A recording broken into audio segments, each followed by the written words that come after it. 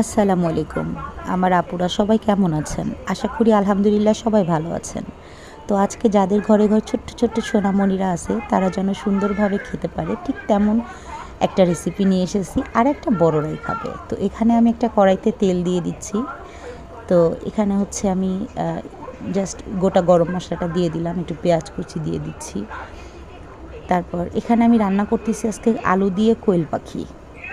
হ্যাঁ, তো লবণ, হলুদ এগুলো দিয়ে দিব। এখানে একটু জাস্ট আমি দিয়ে দিচ্ছি, ওই যে গোলমরিচের গুঁড়া, হলুদটা দিয়ে দিছি, একটু সামান্য গরম মশলার গুঁড়া দিয়ে দিছি।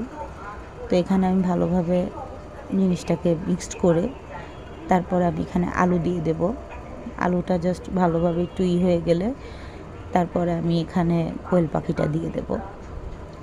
হ্যাঁ, তো কোয়েল পাখিটা দেওয়ার পরে এটা সুন্দরভাবে নেড়েচেড়ে এখানে আমি একটুও ঝাল দিই নাই, যেহেতু আমার বাচ্চারা আছে। আর এখানে যে মশলাটা আমি বেটে রাখছিলাম সেটা দিয়ে দিছি। এটার ভিতরে হচ্ছে জিরে, 2-3টা এলাচ, তারপর একটু সামান্য ধনিয়া, এটা আমি একটু পানি দিয়ে বেটেছি।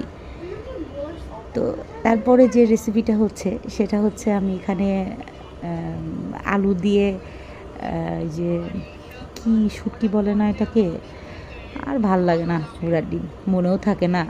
এটা হচ্ছে আপনার ওই যে ছুরি শুটকি যেটা বলে আর কি, ছুরি শুটকিটা দিয়ে আলু দিয়ে এটা আমি ভুনা করব। তো আলহামদুলিল্লাহ এটা অনেক মজা হয়েছে খেতে। এটা আমি প্রথমে একটু তেলের মধ্যে ভেজে নিছি, হলুদ মরিচের গুঁড়া, তারপর একটু লবণ দিয়ে, তারপরে পেঁয়াজ কুচি দিয়ে দিচ্ছি। হ্যাঁ, পেঁয়াজটা ভালো মতন কষানো হয়ে গেলে পরে আমি একটু জিরা বাটা আর রসুন বাটা এটা দিয়ে দিছি। তারপর আপনারা কে কে জিরা দিয়ে খান আমাকে একটু জানাবেন। আসলে আমি জিরে রসুনটা একটু বেশি প্রাধান্য দিই তরকারিতে। আমি আদা বাটা যদিও বা গোশত সে একটু খাই, তাছাড়া আমি এটাতে একটু বেশি খেতে বেশি ভালোবাসি। তো আমি আদা বাটাটা দিই নাই, আমি জাস্ট শুটকির ভিতরে একটু দিয়ে দিছি, রসুন বাটা জিরে বাটা একসাথে।